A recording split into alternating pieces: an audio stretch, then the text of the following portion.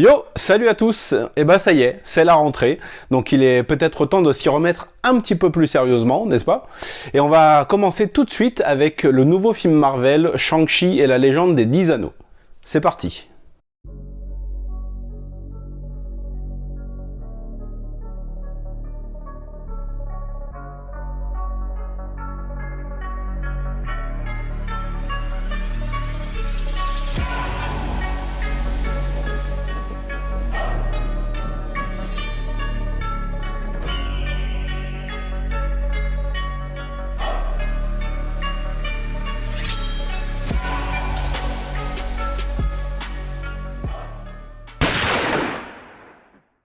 Un jeune homme nommé Sean, qui a un petit peu fui son passé en Asie pour venir vivre aux États-Unis, va se voir justement rattrapé par ses démons et par sa famille lorsqu'il va être confronté à la mystérieuse organisation des 10 anneaux.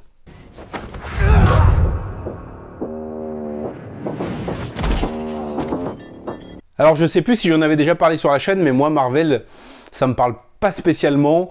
Je trouve les films un petit peu fades et sans âme, qui ont tous un petit peu la même structure narrative, avec souvent des scènes d'action pas crédibles pour un sou, puisque tout est fait en effets spéciaux. On a souvent des grandes batailles numériques qui ne sont pas forcément crédibles et pas forcément visuellement impressionnantes, à mon sens en tout cas. Je crois que j'ai vu 4 ou 5 films de la saga, j'ai vu Infinity War et des autres dont je crois que j'ai vu Captain America 1 et 2 parce qu'il y a Scarlett. Mais à part ça, c'est pas une série de films dont je suis fan. Je trouve pas que ce sont des bons films d'action et je trouve que c'est des films de super-héros assez interchangeables entre eux. Est-ce que ce Shang-Chi va changer la donne? Oui, mais non. Alors déjà, on va souligner un très bon point, le casting.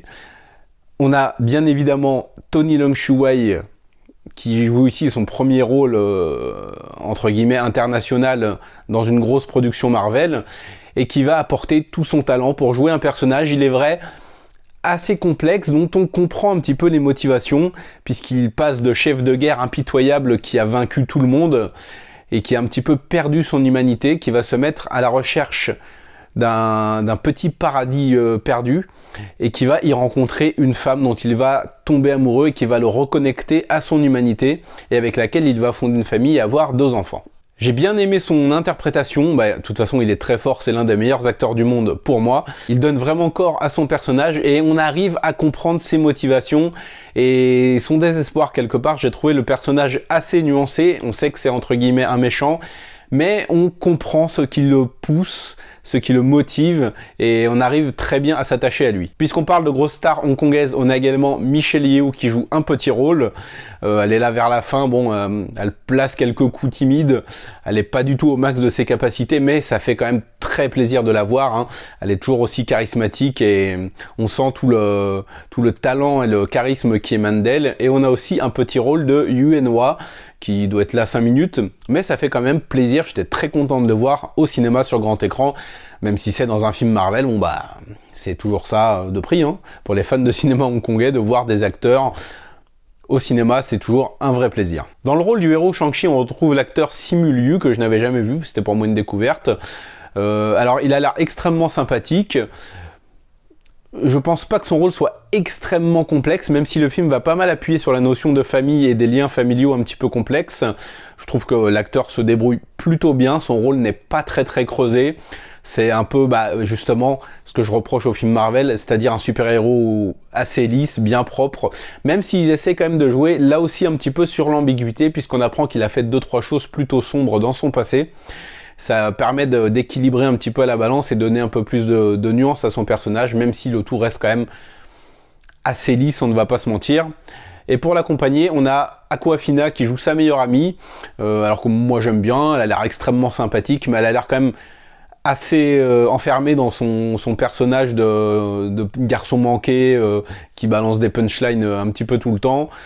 Mais sa présence à l'écran est assez appréciable et elle a une bonne alchimie avec l'acteur principal. Les scènes d'action ressemblent enfin à quelque chose dans un film Marvel. Et pourquoi ? Et ben parce qu'elles sont signées du malheureusement regretté Brad Allan, qui faisait partie de l'équipe à Jackie Chan évidemment, qui a chapeauté donc les scènes d'action de ce film, et ça se ressent, ne serait-ce que dans la première scène dans le bus, on voit un affrontement fluide avec de beaux enchaînements, même si évidemment ils peuvent pas s'empêcher de casser le rythme et le dynamisme de la scène avec une blague, avec ce personnage absolument insupportable qui prend son téléphone. Hey, regardez, il y a une baston dans le bus et tout, ça casse complètement le rythme, mais bon, on est chez Marvel, hein, il faut tout dédramatiser par une blague, on est habitué. Donc la scène du bus qui est plutôt bien mise en scène, et on a par la suite beaucoup de scènes d'action qui sont quand même bien réussies. On a aussi une scène sur une façade d'immeuble avec des bambous.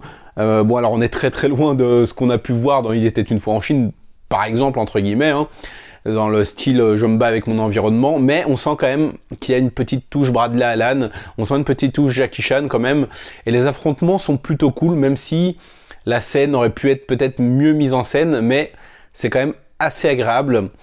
On a aussi... alors, on utilisait un affrontement entre Shang-Chi et c'est l'abomination de Hulk, je crois. Enfin, je me souviens plus, j'avais vu le film il y a très très longtemps. Mais déjà, il me semblait que l'abomination était morte, mais je dis peut-être de la merde. N'hésitez pas à me corriger dans les commentaires. Mais là, non, il va pas du tout affronter l'abomination. Il va affronter sa sœur dans un combat en arène qui est là aussi assez court, mais plutôt sympathique et bien mis en scène. Je pense aussi à la bataille finale, qui est pas mal. Il y a un petit affrontement assez classique entre des guerriers. Après, bon, on a les habituelles créatures en images de synthèse. On a un fight entre dragons qui est quand même assez lisible. Je m'attendais à bien pire. Les effets spéciaux sont de bonne qualité. Et globalement, le film est bien enveloppé, bien englobé dans l'action. On a aussi une petite part de drame qui n'est pas mise de côté, qui est assez bien intégrée au récit. J'ai passé un moment plutôt sympathique devant ce Shang-Chi. Pour moi, c'est clairement le haut du panier de la production Marvel. C'est pas très compliqué en même temps, hein, vous me direz, sans vouloir être mauvaise langue. Mais pour moi, voilà, ça reste un divertissement assez calibré, assez sage. Même s'ils ajoutent un petit peu de mythologie asiatique, pour moi, c'est vraiment pas suffisant pour en faire vraiment un excellent film. C'est un bon petit blockbuster bien sympa, que je reverrai peut-être à l'occasion en famille, puisque là, j'ai été parti le voir au cinéma. Mais bon, ça casse pas trois pattes à un canard non plus, mais c'est tout à fait appréciable. Mais bon, si vous voulez des films de super-héros asiatiques ou des films avec des dragons, bon bah... vous savez quoi faire, quoi. Voilà, n'hésitez pas à me dire dans les commentaires ce que vous avez pensé de Shang-Chi. Dites-moi si vous avez apprécié le film, si vous avez apprécié les scènes d'action. Et on se retrouve très prochainement pour parler de cinéma asiatique, parce que vous savez que ça déchire. Ciao!